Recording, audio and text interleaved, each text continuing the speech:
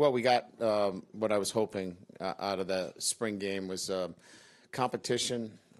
We needed to work on some things internally about how our players handle their emotions during the game. Some of our guys are really calm, cool, and collected, but they needed to kind of get in an optimal zone relative to how they compete. And I thought they did a nice job today of amping it up. You know, when you're in spring ball and you're just practicing against each other, the intensity, the adrenaline is not there like a game. So we challenged our guys to get into a level, a comfort level where there was great intensity, but certainly it's not Michigan. And I really was pleased internally with some of the things that a couple of our players did today. And it showed the way they performed. They performed pretty well. As a head coach, you're never happy, you're never sad. You got to look at both sides of the ball. I thought we did some good things offensively, some things that we need to improve in, and same thing on defense. Special teams, we've been outside twice all spring, so we don't have the ability really to do much kicking indoors. So I'm not that concerned with our special teams game. I think all those kids are going to be really good for us in the fall. I think at the end of the day, when I walk away from this, our guys competed. We got a lot of young players, an opportunity to go in there. And we worked on some of the things that I think I had mentioned in a couple of other press conferences. We needed to throw the football more effectively. We needed some receivers to step up and make plays, and I thought we saw that today. We're going to have to find out what our rotation is on the offensive line. We had some, false start penalties in there, but they'll clean themselves up with maturity. Defensively, I thought we were aggressive. We played the ball in the air. We were attacking the football. So for me, again, I'll get a better sense when I watch the film, but, a lot of things happened out there. It was an exciting, competitive spring game with a lot going on. We ran a ton of plays at our defense. They got tired, which they would, well over 100 and something plays, right, Mike? Yeah, well over. Yeah. Yeah, so 85 in the first half. That's a lot of football, even when you're making some substitutions because you're really pressing the action. So good day, and pleased with the game, and we got out of it injury-free. Dalen got a little bit of a stinger when he ran into Alize, but he was doing the right thing. We asked our guys not to cut tackle in this game. They did a nice job. They didn't put any of our players in compromising positions. So he kind of backed off the tackle and got hit awkwardly. But other than that, with a slight stinger, really pleased that we went through the entire spring and came out clean. So, questions?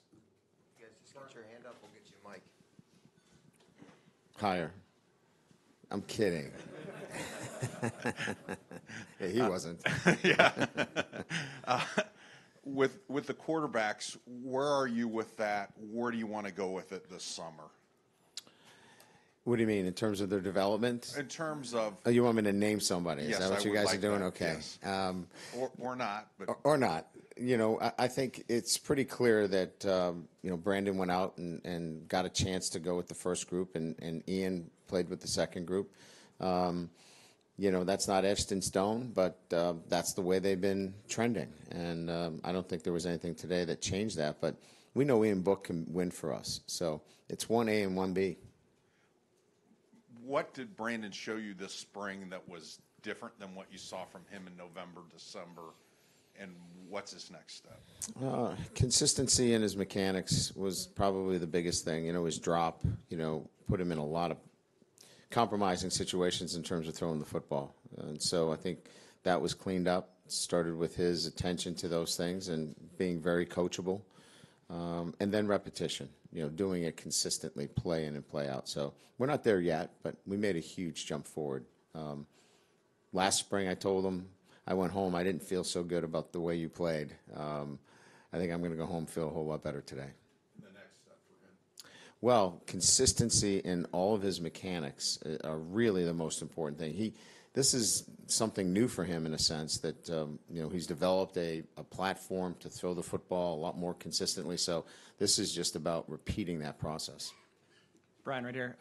Addy Ogundeji, I think I said that right. A couple sacks today. What do you think his role is going forward? It seems like he's trending in the right direction. Yeah, he'll be part of our rotation, and we'll need him. He's long. He's very strong. I mean, if you look at his numbers in the weight room, you would say, well, that should translate. He's been one step behind everybody, just picking up the nuances of the game, and I think it's coming to him. But he's got the physical traits. He's got the mental traits, too. I mean, he's a really, really tough kid. But just picking up the game, being more comfortable and confident, and as that kind of continues to unfold, I think you're going to see him playing some significant football for us. Brian, Miles had a breakout game in your bowl game. Had a couple nice plays today, too. Is this indicative of what you've seen from him in the spring? He's been our top receiver. He's been a big play receiver for us as well, something that we struggled with last year. We weren't an explosive passing game last year. Miles changes that complexion. He's very difficult to defend, and if you do, you have to roll a coverage up on him. You're going to take a safety and borrow a safety. We think that's going to give us the kind of running game that will be extremely effective as well. So he's a big piece of this moving forward. And then on the other side, Claypool with a lot of catches. From a volume standpoint, is that something that you think? I mean, you're not going to catch 7-8 balls every game, but is that something he's capable of most nights? Yeah. So a lot of that was getting his intensity level in the right place and his emotions. He wasn't one of our cool, calm, and collected guys last year, but he's really worked hard on that, and the way he's practiced has allowed him to be much more focused. He'd have the occasional drop last year here or there, maybe in a missed assignment. But since he's found where that optimal zone for him to be when he plays, he's been so much more consistent. And if he continues to trend this way, you've got another big, rangy, physical wide receiver that we can put on the field. Coach, here in the back, a lot of time between now and the Michigan game, but where would you like to see your team take that next step? Well, again, I think there's so much more, things that we need to do in terms of our preparation. First thing they need to do is finish strong academically. Their focus will be on some optional lifts over the next week or two, exams. Then they'll get some time off, an active rest period for them.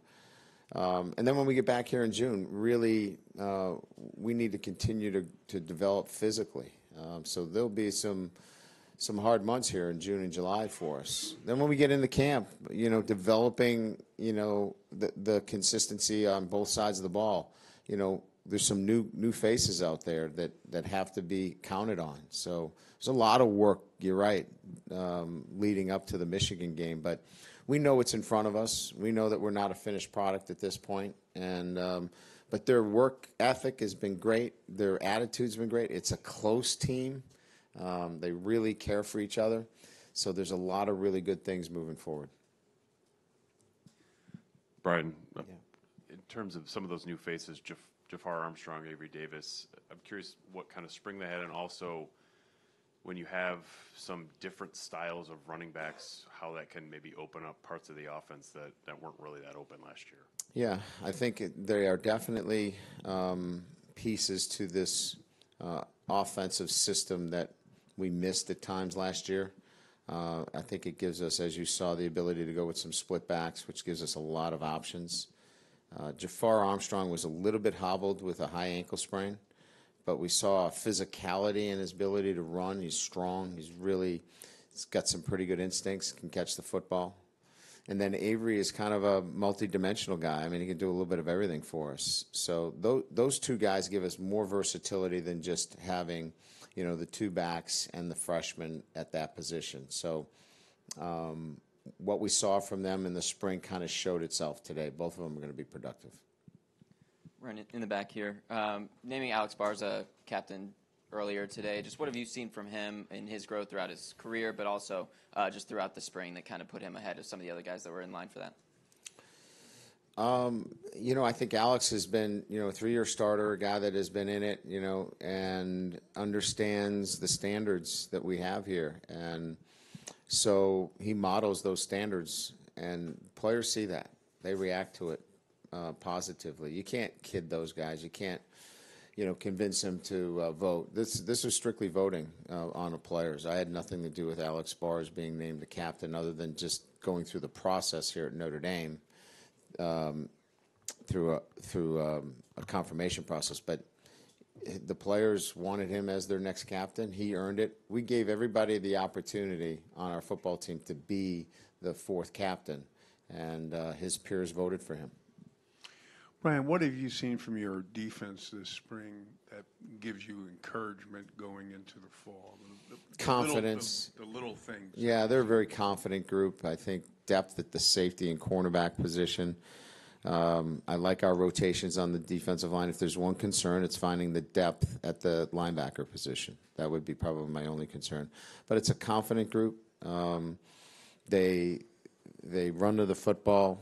They're going to be attacking the football on the back end of the defense, which at times was frustrating.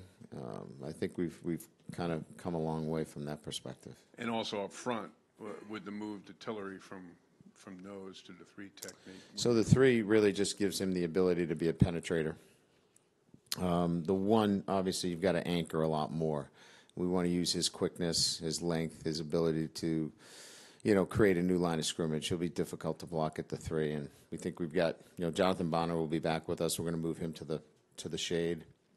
Kurt Heinisch. Micah Treadway. So we think we've got 3 guys there. Even moving Jerry to the 3, we still got great depth at that position. Oh, Brian, I guess I'll go. What did you think of Alohi today? Obviously hadn't played in, I guess, more than a year. Yeah, high contact, so if you look at every time he's near the football, there's high contact with him. And so that's what we were looking at that position. High contact, plays the ball well in the air, and a very smart football player. So I think he's what we thought he would be. He started a little slow in the spring. I think he's really picked it up to the point where he's making things happen back at that safety position. And then also, what just in general did Brandon do best today? I think he repeated his motion was the best thing that he did today. So repetition of what his mechanics need to be, what his platform needs to be. Threw a couple off his back foot, maybe a questionable decision here or there. Those are less of a concern for me because he's so, conscientious about those things. I was much, much more interested in how he was going to handle pregame, how he's been handling, the game situations and getting his intensity up a little bit. As you all know that interview him, he's about as cool and calm as anybody. He needs that heartbeat to race a little bit more. And today he got it up a little bit. I thought it helped him in the way he plays. So his intensity management was really good today, and that was big for me. Maybe off of that, how did he respond after he threw an interception? I mean, I know obviously it's a spring game, but how did he respond? How did you think he responded? No, I thought he responded like he should, right? I mean, he knew what he needed to do in that situation, didn't do it. Corrected and then came back out and led our football team, which he's going to have to continue to do. Brian, to your right, yes. Getting back to Bonner, what is his timetable to getting back to 100%? What can he do strength and conditioning wise right now? He's been doing everything, but at lighter weight, and now he's only a couple of weeks away from being full go. So he was already physically really gifted. So we don't think that that's going to be a big curve for him, and he'll be able to start training aggressively when we get back here in June. Getting back to the running back situation, what did you want to see from Dexter Williams this spring, and how far did he come in meeting your expectations? I think for Dexter, it was really more about, can he pick up the nuances of our offense relative to pass protection? That was a big thing for us. I think he's improved in that area. And then how long can you stay on the field? He seemed to be a guy that we couldn't keep on the field very long. He had a really good spring. He wasn't a guy that we had to pull out or wasn't conditioned well enough. So I think all of those questions have been answered. Now it's doing it in game situations when he gets that opportunity. Do you consider him and Tony Jones 1 and 1A, or is Tony Jones your starter? You guys are interesting about all these questions. I mean, he's going to play, Tim. You know how we roll here. I mean, we're going to go with the guy that's playing really well. So then they're 1 and 1A. Thank you. 1 and 1A. I like when I help you answer your own questions. And finally, Jameer Smith. You didn't talk about him, but he seemed to be a young guy that picked things up pretty quickly. Yeah, and he's been like that, Tim, all spring. Very comfortable. Came in as a mid-year enrollee. He's done a great job in the classroom. Just a joy to coach, and has picked up things really quickly. Thank you. Yes. Brian. Coach, just kind of seemed all spring, and then we saw it today. There was a lot more kind of throws over the middle, crossers, some in-breaking routes near the hash. Was that sort of an emphasis for you guys to kind of get the quarterbacks more comfortable kind of attacking the middle of the field with the pass game? I think, Brian, it was the entire passing game. It was, we didn't throw many in cuts. We didn't have many crossers with digs over the top. We didn't have, the post combinations. We just, we didn't feel like we were a high percentage there. So everything that's ever been in my passing game, we've really kind of opened up to our quarterbacks and said that we have to be efficient in these areas. So, what you saw today may not truly reflect what you'll see in the fall, but we needed to know that we're capable of throwing it 50 times if that was what was needed. So we opened up the playbook this spring to get to that. It seemed like Brandon was doing more moving in the pocket while maintaining sort of a progression read as opposed to just taking off. Was that also something that was a little bit of a point of emphasis, or is that just his maturity as a player? It's both. Comfort in the pocket. And I wasn't going to let him run. I told him that. I'm standing back here out on the field with a whistle because I'm going to blow it once you take off. So if you want the play to end with a sack, then that's what you'll do. If not, hang in there. Keep your eyes downfield, and let's try to make some plays. Now, maybe doing that forced him to maybe put a couple of balls into coverage that he shouldn't, but the emphasis here was to have him in the pocket. You said you really like the depth at corner and safety. I do. Overall, what do you think of the secondary today, and big picture, how do you think the DBs looked overall this spring? I want to defend Miles Boykin better. He was obviously an issue. Some of the other plays were on scrambles where the ball got over the top of our defenders. But I'm like anybody else in college football as a head coach. We don't want to give up any big plays. So, if we were playing against a Miles Boykin, we would play a little bit differently. He'd get a lot more help. But by and large, I think what I've seen throughout the spring is competition at those positions, and that's a good thing.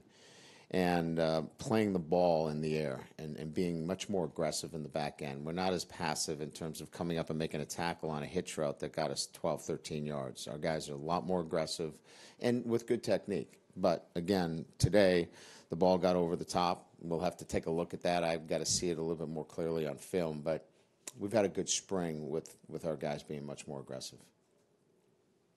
Good? Yes. Just with Avery, do you see him still as a quarterback going forward, or is he?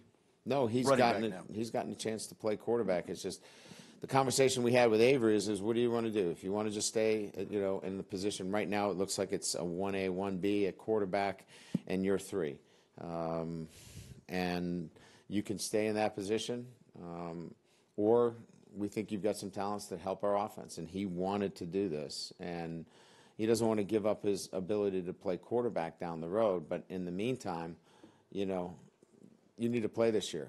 And so this gives him that opportunity. Good. Thank you.